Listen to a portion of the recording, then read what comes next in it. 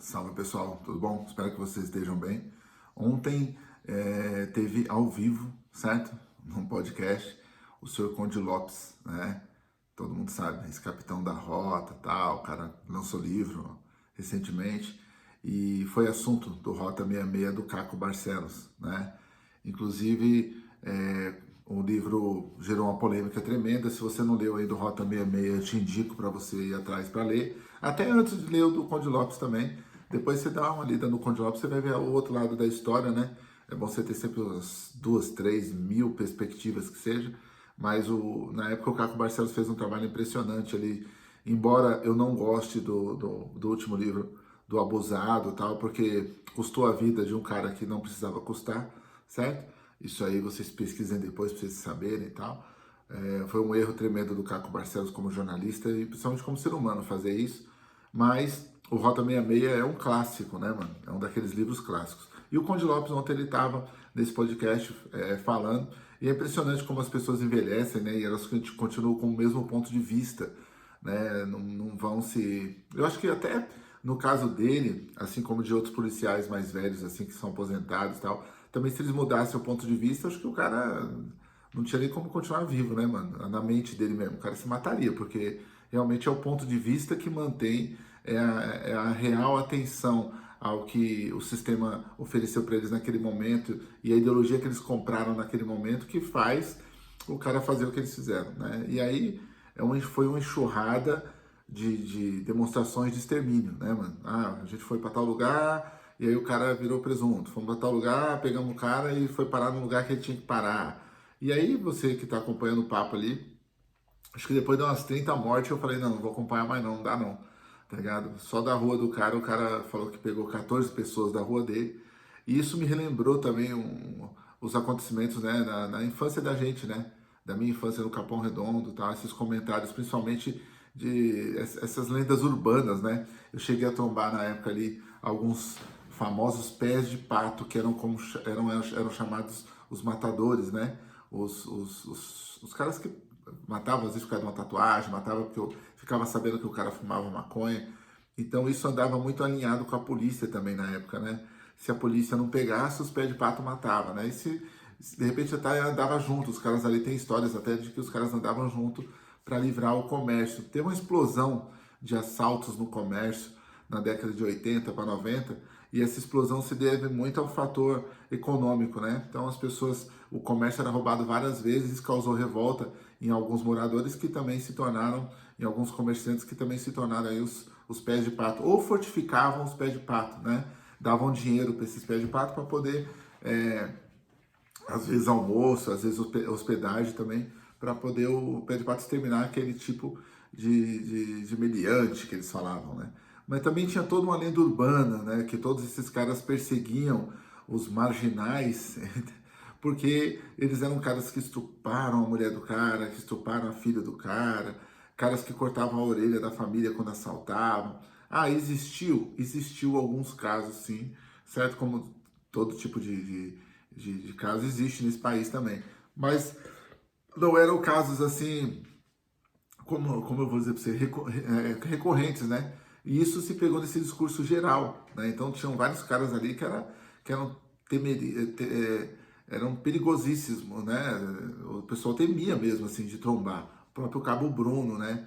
Que está preso, acho que foi solto recentemente, se eu não me engano. O próprio Cabo Bruno também. Então, assim, se misturou muito essa coisa da polícia com a coisa da matança, né? Então, aí você vê ali o Conde Lopes nesse podcast falando, você tem certeza que houve essa curva e que é uma coisa que até hoje existe dos policiais, alguns policiais, né, agirem conforme gangues, né? Então, assim, se o cara, um parceiro dele foi ferido, ele vai lá e vai se vingar. Se você reagiu numa abordagem ali que você não foi educado na abordagem, ou você só quis exigir seus direitos e tal, o cara vai lá e vai te perseguir depois, vai multar seu carro, quebrar seu carro, como acontece com a gente direto, né? Essa perseguição ainda acontece. Agora menos porque a gente vai ficando mais conhecido, vai tendo mais voz, vocês aí através dos canais da gente vão dando voz e aí esse respeito as pessoas vão ficando com mais medo. Tanto os inimigos que a gente tem que são ocultos, né? São inimigos não declarados, que vem aí deixar um comentário muitas vezes negativo no canal, que montam fake news para poder atacar a gente. Tanto esses caras, né, fake news não, desculpa, que monta um canal fake aí, né, para poder atacar a gente. Então, tanto esses caras eles ficam mais ressabiados, como a própria polícia ruim acaba ficando, eu vou dar esse termo aqui, né, porque sempre tem um cara que fala, ó, Ferrez, eu acompanho seu trampo, eu sou policial, blá blá blá. Então tem que também respeitar esse cara que está agindo na corporação pelo lado certo, embora seja muito mais difícil, né, hoje em dia e antigamente também. Então, antigamente você via que os caras tinham aquele valor moral, mas é um valor moral exacerbado, né, mano, onde ele via o tempo todo a questão punitiva, né, de ir lá ter que exterminar e tal. Então bastava um morador, isso o Conde Lopes relata ontem no podcast o tempo todo, vocês vão lá na entrevista, ele está relatando, bastava um morador chegar e contar a história e os caras iam atrás do cara, cercava a casa do cara, ia matar o cara, se era 2, 3 caras, 5 caras, não interessa, ia morrer todos esses caras. É um assunto bem pesado, tá ligado? Que me fez refletir muito, assim, no bairro que a gente cresceu, né, mano, que não era pra gente estar vivo de forma nenhuma, tá ligado? E como essa experiência é ruim, porque ninguém cresce num bairro violento dessa forma para ser alguém, né, mano? Para poder ser um bom pai, para poder ser uma boa mãe, um bom filho. A gente cresce para ser exterminado no meio daquilo tudo, ou para levar sequelas daquilo com a gente, né? E a minha filha até perguntou, pai, na sua época era assim? Ela até falou, sem história de boomer, mas na sua época era assim também? Eu falei, não, eu peguei essa época, infelizmente, né, que a gente saía para ver corpo. Ó, a Rota matou um cara lá no São Bento, vamos lá ver o corpo? Vamos lá. Ó, um cara se enforcou em tal lugar, vamos lá ver? E pior que esses rostos, né, me acompanham até hoje, né? São rostos que eu nunca mais consegui esquecer, né? Eu lembro que uma vez, eu molequinho ainda fui ver duas pessoas, 2 jovens mortos lá no Jardim Comercial, e o cara falou, vamos lá ver que os caras têm um Nike Pump, tá ligado? E, mano, você vai ver o Nike Pump pela primeira vez na sua vida. E quando eu fui ver esses dois caras mortos lá, eles não tinham mais o Nike Pump, tá ligado? Alguém tinha levado, assim, tipo, eles estavam de meia. E eu fui lá só pra ver o Nike do cara, velho. Olha que viagem, né, de criança, de querer ver o Nike. E acabei vendo os 2 caras mortos, assim. Mas a gente tinha isso aqui na quebrada. Não sei se na sua quebrada, comenta aí também era assim, de ser uma coisa que você ficava lá. Muitas vezes a gente levava um lençol em volta do corpo que estava ali na esquina, punha lá. Às vezes as pessoas punham jornais, tá ligado? Acendiam velas. Ou seja, imagina, a gente cresceu no meio disso, cara, tá ligado? Uma infância terrível, assim, terrível. Tanto que eu tenho um quadro aqui em casa que eu guardei, eu nem pendurei ele, acabei guardando também, mas eu fiz um quadro, ganhei um quadro grosso, assim, que dava pra pôr todas as balas, cápsulas de balas que eu peguei na minha infância, né? Um dia eu achei aqui em casa um saco mesmo, assim, e aí eu falei, mano, o que que é isso aqui? Aí lembrei que eu juntava essas cápsulas, falava, mãe, posso pegar? Ela falou, pega só uma. Ia no outro lugar, aí, quem tá assistindo isso de fora e não viver assim, você fala, mano, que negócio de louco, é a mesma coisa de viver numa guerra. É sim, é a mesma coisa de viver numa guerra, tá ligado? Por isso que quando a gente fala os guerreiros, a gente fala de militância, a gente fala realmente de uma militância de base, de luta, porque realmente era militância para sobreviver. Não tinha nada de esquerda, direita, tá ligado? E pouco sei se um lado ou outro ajudou a gente aqui na quebrada. Acho que nunca ajudou em nada, nunca se intrometeu nisso. Tanto o governo como o outro, as pessoas aqui eram punidas, tinha assassinato, tinha pé de pato, tinha policial ruim que atirava nos outros, tinha chacina pra caramba. Então, assim, a gente nem via o governo passando e indo outro governo. Eu também não acompanhava isso, que eu era mais jovem, né? E eu tinha esse pensamento sempre anarquista também, que pra mim a solução era anarquismo, já que tava a moda carai, né? Então a gente ia por esse lado. É uma infância traumática, mas que veio muito nessas declarações do Conde Lopes, né? O Conde Lopes é contemporâneo meu dessa época, né?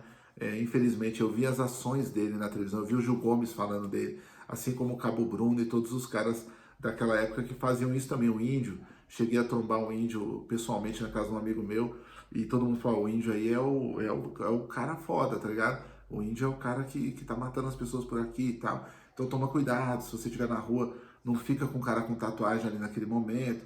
Então tinha essas lendas urbanas também que alimentavam, né, essa matança, assim. Tinha um glamour também de se matar os outros, né? E aí depois veio uma outra geração, que é a geração que eu conto no Manual Prático do Ódio, né, o meu segundo romance. Aquela geração ali já é uma geração que é a nova geração, né? Os moleques mais loucos, os moleques que já tava comprando umas motos, tá ligado? Não é a primeira geração dos moleques que roubavam nos comércios e tal. Então a periferia é muito louca, né, mano? É um bloco, assim, de muita coisa, né? É uma construção com vários blocos diferentes. Quando a pessoa pergunta assim, ah, como que é uma periferia? Periferia tem tudo isso também. E a gente viveu tudo isso, né? E a gente pensa como é um milagre a gente estar vivo, né? Assim, sempre, os caras da minha idade, assim, as minas da minha idade, vocês vão ver que tá sempre grato por estar vivo, porque realmente era uma fábrica de fazer vilão, era para você ter morrido em algum contratempo desse, tá ligado? A gente passou várias vezes perto dessas mortes aí, é, e permanecemos vivos, né? Mas muitos não, também temos muitas memórias aí. Cada um de nós carrega vários caixões lacrados dentro do peito por causa disso, né?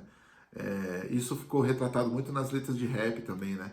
Você pega ali as letras da Zona Leste do Consciência Humana, você pega aqui na Zona Sul o Facção Central, você pega o Detentos do Rap, que estava na realidade carcerária daquela época. E por isso que o que eu acho o rap muito importante, né? Porque o rap deixou essa história escrita também, né? O próprio Reginaldinho, né, mano? Alvos da Lei. Então, assim, muitos grupos de rap, o Sabotagem, as importâncias desses grupos, a própria Dinadi, a importância desses grupos é ter deixado essa história também registrada de uma periferia que invisível hoje para muita gente, né? Mas os relatos ontem do Conde Lopes realmente avivaram essa memória e eu achei importante a gente fazer um vídeo sobre isso. Até porque a gente tem que melhorar essa periferia, né?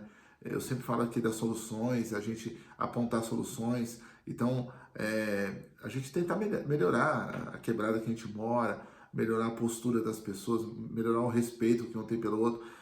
Teve um inchaço muito grande nas periferias e eu não sei se teve muita melhora em termos de realidade mesmo, assim, de vida, de qualidade de vida, né, para todo mundo. Então, é uma coisa que a gente pode debater aí, tá bom? Espero que vocês fiquem bem aí. Foi o assunto que eu pensei em abordar hoje.